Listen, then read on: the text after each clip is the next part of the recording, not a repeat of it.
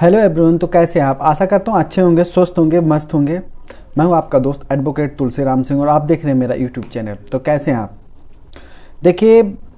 आज मैं लेके आया हूँ सुप्रीम कोर्ट की एक नई गाइडलाइन, जिसको फॉलो करने के लिए और जिसको लागू करने के लिए सुप्रीम कोर्ट ने खास तौर पर उस पर सख्त कदम उठाने के लिए कहा गया है, सख्त निर्देश दिया है। देखिए, पहले मामला को समझ लेते हैं, फिर इसको हम विस्तार से समझेंगे और सारी चीज़ें एक एक पॉइंट पर हम बात करेंगे, डिस्कस करेंगे। वीडियो थोड़ी बड़ी हो सकती है, वीडियो को छोड़ के मत जाइएगा क्योंकि ये वीडियो बहुत ही यूजेबल होने वाली है। देखिए होता क्या है, सबसे आगे बढ़ने से पहले हम ये बात जानना चाहेंगे CRPC 277 है क्या और किस लिए बनाया गया।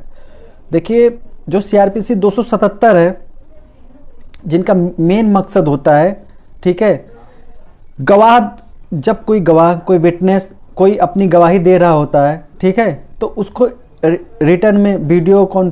के द्वारा तो लिखा भी जाता है, मतलब वीडियो के द्वारा रिकॉर्ड तो होता है, साथ में अब वीडियो रिकॉर्डिंग भी होता है, और साथ में जिस भाषा में वो देता है अपना,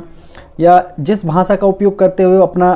स्टेटमेंट देता है या गवाही देता है, तो सुप्रीम कोर्ट ने इस चीज़ पर खास तौर पर ध्यान दिया। और जो तुम्हारा 277 CRPC 277 है, वो ये कहता है कि जिस भाषा में गवाह अपने बयान देता है,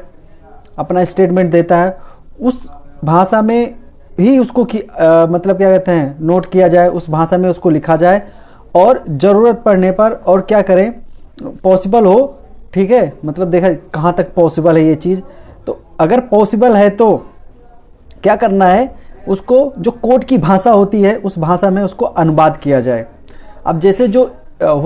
क्या होता है, जनरली अगर कोई गवाह इंग्लिश भाषा में अगर अपना स्टेटमेंट लिखता है तो उसको तो अनुवाद करने की ज़रूरत नहीं, क्योंकि जो हाई कोर्ट का जो क्या नाम है, भाषा है, ठीक है, जो काम करने का भाषा है वो इंग्लिश है, तो वहाँ पे तो ट्रांसलेट करने की ज़रूरत नहीं है। बट एक ऐसा आदमी जो तेलुगु जानता है, अब क्षेत्रीय आदमी है, ग्रामीण आदमी है, उसको इंग्लिश नहीं आती है, तो सुप्रीम कोर्ट का खास तौर पर जो कहना है, या 277 जो है CRPC 277 है, उसका जो सख्त निर्देश ये है कि अगर किसी को तेलुगु आती है तो उसका जो स्टेटमेंट लिया जाएगा वो तेलुगु में ही लिया जाएगा। बाद में उसको कोर्ट, जो हाई कोर्ट का या जो कोर्ट का किसी भी कोर्ट का जो भाषा होता है, जहाँ पे जो यूज़ होता है, जो लैंग्वेज यूज़ होता है, उस लैंग्वेज में उसको कन्वर्ट किया जाए, अनुवाद किया जाए। बट उस समय उसका लिया, अब जैसे कोई पंजाबी है तो उसका जो स्टेटमेंट लिया, अगर वो कोई गवाह है किसी केस में, तो उसका जो स्टेटमेंट है उसको पंजाबी में ही लिया जाए, पंजाबी में देगा और पंजाबी में ही नोट किया जाए। बाद में उसको कोर्ट की भाषा में उसको कन्वर्ट, मतलब अनुवाद करके, मतलब दोनों एक साथ में रखा जाए। क्योंकि तत्व की जो मेन फैक्ट होता है, जो गहराई होती है, उस चीज़ को समझने के लिए, या जो स्टेटमेंट गवाह ने दिया है उस चीज़ को समझने के लिए क्या कहते हैं, जो उसके जिस भाषा में उसने अपना स्टेटमेंट दिया उस भाषा का होना बहुत ज़रूरी है, अनुवादक भाषा। और उसने क्योंकि उसमें वो चीज़ें अपनी उसके जो घटनाएं घटित होती है वो खुद अभिव्यक्त करता है, उस चीज़ की व्याख्या वो अपनी भाषा में करता, तो शायद वो अपनी भाषा में बड़े अच्छे से कर सकता है,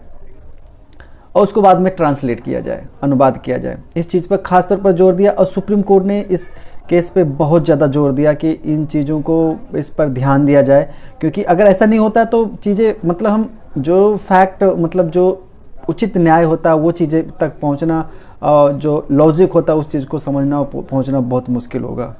इसके साथ मैं और चीज़ ये इसमें बताना चाहूँगा, जो इसका केस का टाइटल था वो नईम अहमद बनाम राष्ट्रीय राजधानी दिल्ली 2023 का एक, और इसी मंथ का जजमेंट है। तो जैसा कि इसमें जो जस्टिस अजय रस्तोगी और जस्टिस बेला एम त्रिवेदी ने जो मतलब ये गाइडलाइन बताया, जो ट्रायल कोर्ट होते हैं उनके लिए खास निर्देश दिया कि देखिए, कोई भी जो, जैसे कि मैं अभी बता चुका हूँ आप लोगों को, कि कोई भी जो क्या नाम है, गवाह का जो स्टेटमेंट रिकॉर्ड होगा वो उसके क्षेत्र, जिस भाषा में वो देना चाहता है उस भाषा में पॉसिबल हो तो उस भाषा में रिकॉर्ड किया जाए, बाद में उसको अनुवाद किया जाए कोर्ट की भाषा में। तो आज के लिए बस इतना ही, फिर मिलूंगा एक नई वीडियो के साथ, तब तक के लिए जय हिंद।